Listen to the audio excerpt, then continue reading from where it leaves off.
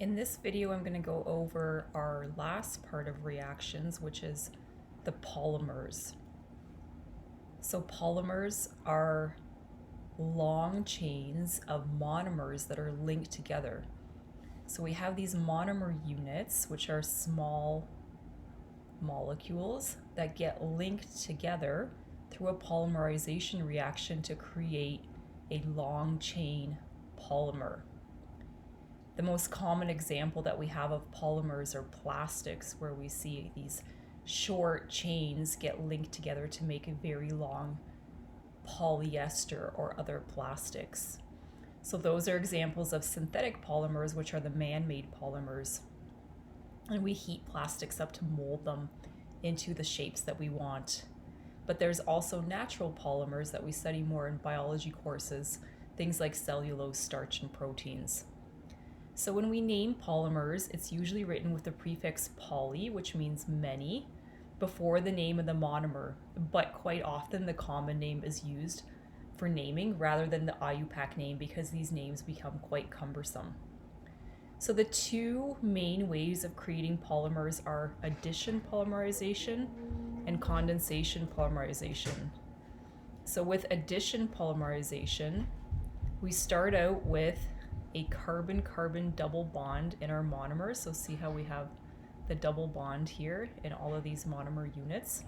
The double bonds break to create single bonds, and then all of those monomers are added together. So I have shown 3 monomer units here, and you'll notice that these monomers have a bromine branch on them. They're all exactly the same unit, and when they have their single bonds instead of the double bond, we see that here, that's the single bonds between the carbons.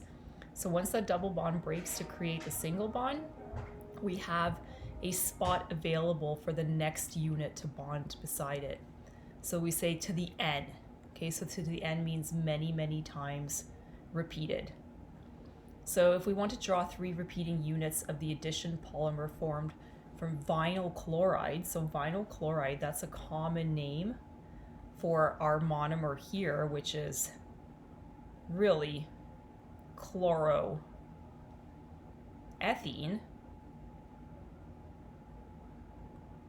So in order for us to draw 3 units of those repeating, we're going to see that this carbon-carbon double bond is going to break. So if we want to draw that 3 units of that, we're going to have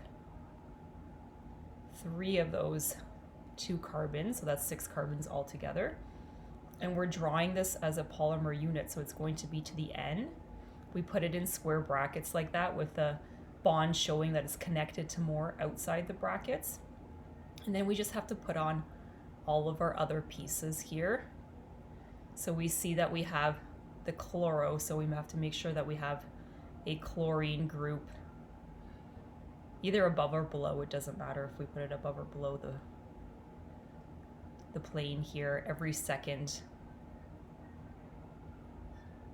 spot has a chlorine group, and then I'm just going to fill everything with my hydrogens. So this is a polymer made from vinyl chloride or chloroethene. And if we wanted to show the condensed version of this, we would just draw 1 unit in the square brackets instead of the 3 that they asked us to above. So 1 unit.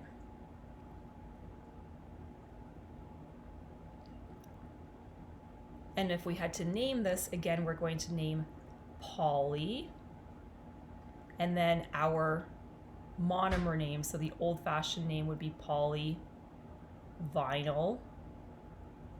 chloride,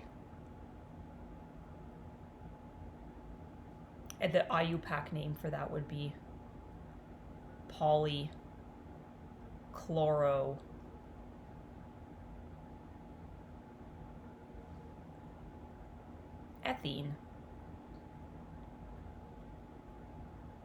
This actually goes by a few different names. So polyvinyl chloride is PVC, which is a very common hard plastic that's used in most often piping in homes. So you probably have PVC piping under your sink. So polyvinyl chloride, polychloroethene, polychloroethylene. That's all the same PVC polymer. Also used in construction for other things, used in clothing, used in bags, like those hard plastic bags as well. So that's addition polymerization. Condensation polymerization is when we have a condensation reaction that occurs, which means that we have to have a water that's going to be removed.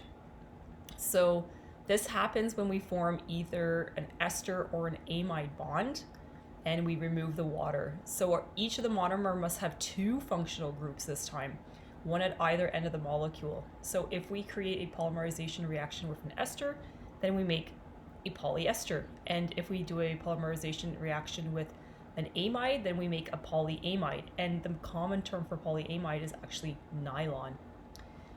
So we need to have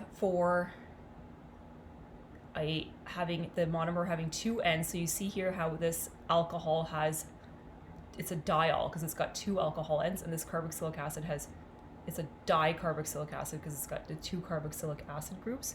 So ethylene glycol is actually ethane 1,2-diol. If we use the correct IUPAC here.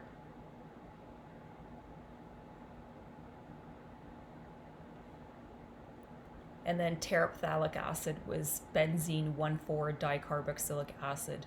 We're not going to have to name these polymers for condensation polymerization because they're a lot harder, as you can tell already, and they very often go by their common name here. But what we want to be able to show is that water is removed. So we remove a water, OH and H, that's our water that gets removed. So when that happens, we have an esterification here. So that's exactly where that bond occurs. And we're going to have N-1 waters that come out. And then we have the other ends that are available for the next monomer to come in. And then this repeats itself over and over again.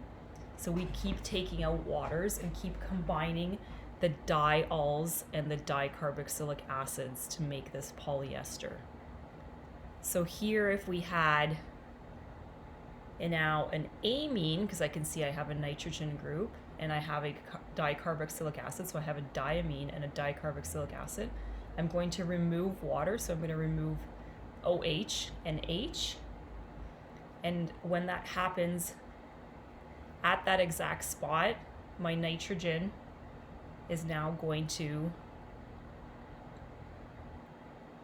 be bonded to the group on the carbon that's got the double bond. So I just continue on with the rest of my chain, filling everything in.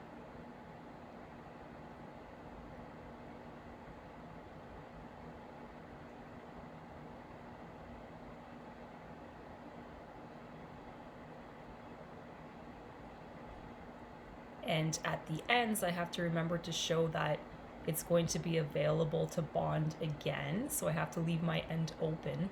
So I take off the H2O where I create my bond, which was here where I showed the H and the OH. But I also have to show that a second H2O is removed from the opposite end so that they're available for the next piece to bond to.